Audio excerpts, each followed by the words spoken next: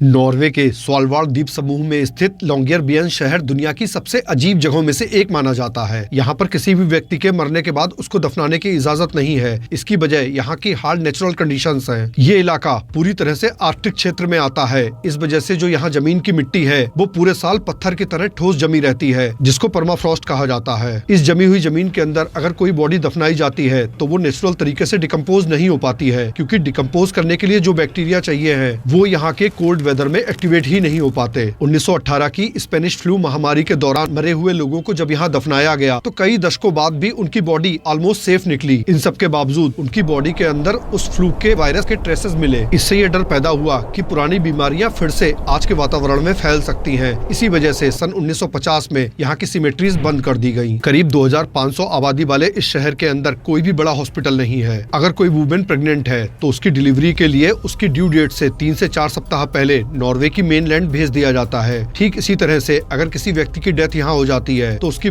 Norway के mainland, जो कि तकरीबन यहाँ से 1000 किलोमीटर दूर है, वहाँ भेजकर ही उसकी अंतिम क्रिया करवाई जाती है। इस सब के साथ ही एक और बड़ी वजह है, वो है पोलर बियर। क्योंकि परमाफ्रॉस्ट के कारण गहरी और सुरक्षित कब्र नहीं बनाई जा सकती और बॉडी डिकम्पोज न होने की स्थिति में जंगली जानवरों का कब्र को नुकसान पहुँचाए जाने का खतरा बना रहता है। इसलिए ये नियम पूरी तरह से साइंटिफिक और सेफ्टी कारणों की वजह से बनाए हुए हैं।